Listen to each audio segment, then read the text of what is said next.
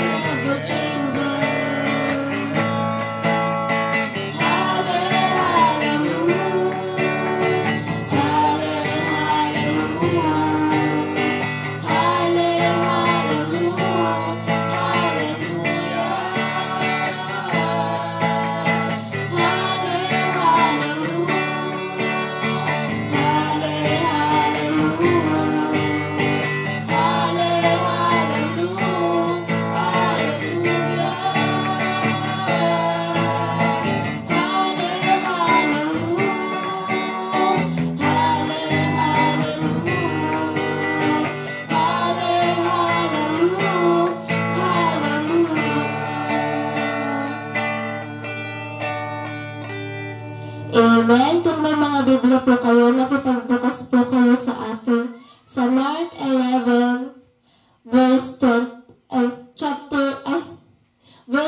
to 26. At ganito po ang sinasabi. At pagsagot ni Jesus ay sinabi sa kanila, magkaroon kayo ng pananampalataya sa Diyos. Katotohanan, sinasabi ko sa inyo, ang sino mang magsabi sa bundok na ito, mapataas ka at mapasugba ka sa dagat, at hindi magalinlangan sa kanyang puso, kundi mananampalataya na mangyayari ang sinabi niya, ay kakamtin niya yaon. Kaya nga sinasabi ko sa inyo, ang lahat ng mga bagay na inyong idinadalangin at hinihingi, ay palataya kayo na inyong tinanggap na at inyong kakamtin.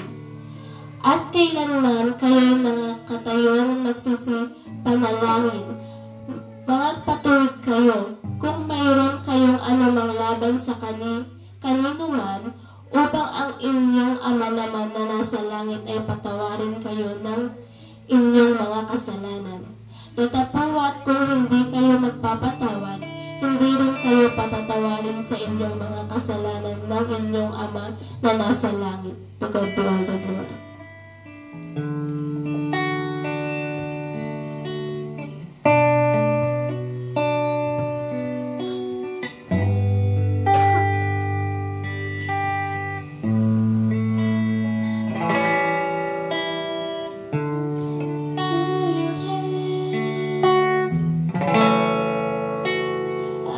Commit again with all I am.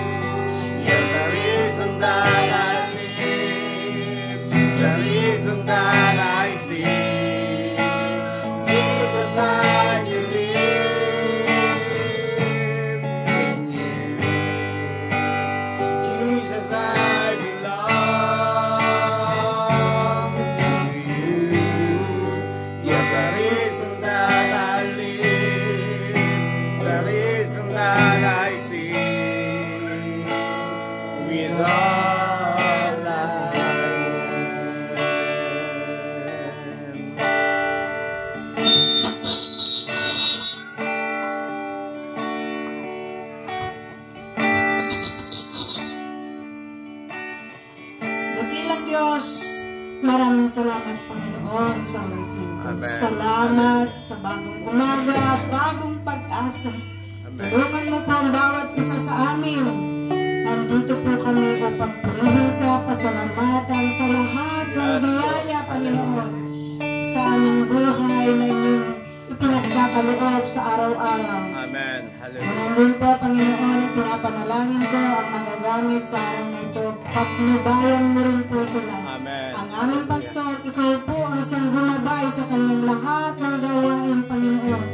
Amen. At dakilang Diyos, hinihiling ko po, Panginoon, na bawat isa ay i-bless mo. At Amen. magkaroon Hallelujah. kami ng malinis na puso Yes, upang Lord. Hallelujah. mapakinggan, maitimo sa aming mga puso ang aming maririnig Hallelujah. sa araw na ito. Salamat po ng marami. Ito po ang aming dalangin sa pangalan ni Jesus. Amen.